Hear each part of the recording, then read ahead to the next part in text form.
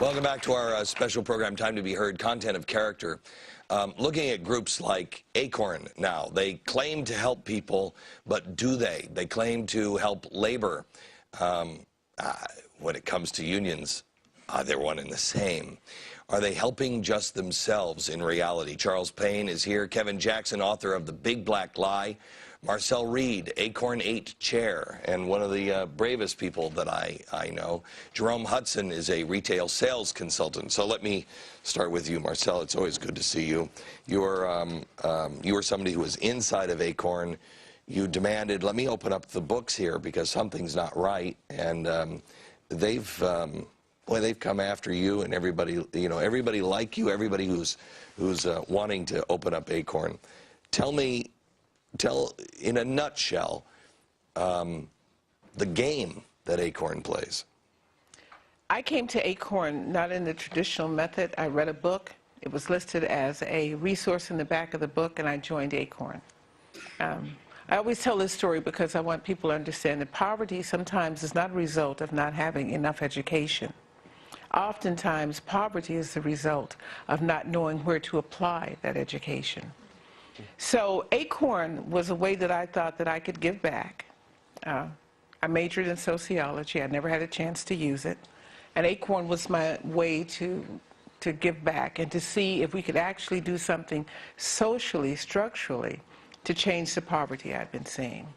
I joined it. I believed in the mission that there was more strength in numbers than alone. I think all of us know that, having been alone at some point. And what happened with Acorn was that I saw that they had a vested interest in people being unempowered. I'm not sure if that's a word, but they certainly did not have a... Why? What gave them the... What was their interest in making sure that people remained down? Because it's much easier to tell people what they should think than to have people that are independent enough to think for themselves. So who's on the top gaining the power? Where does that lead them, in your view? I think that the power at the top of Acorn is because they want to restructure actually the way we think here in this country.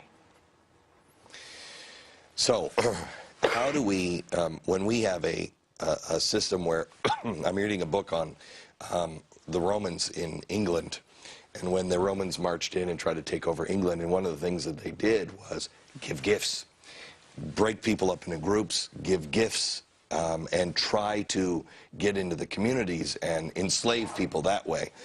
It's really, I mean, it's a lot of the ways it's the Acorn structure.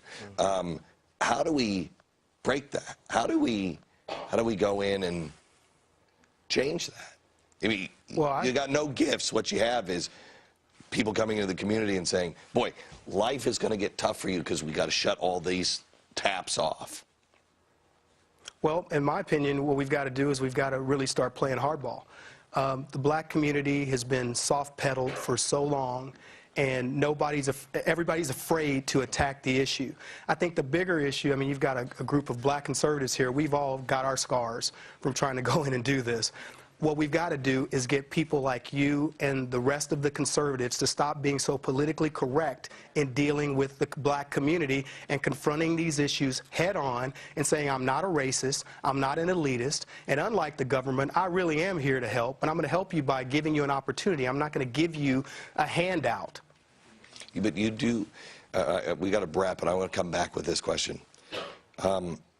When you're somebody in my position or anybody else's position, you're taking the arrows just like you guys take. I don't know if, I think you can now. I don't know a year ago if you could survive a coordinated attack saying, you're a racist for that. And I believe that's where we're headed yet again. And Jerome, I'd like you to go there here in a second when we come back.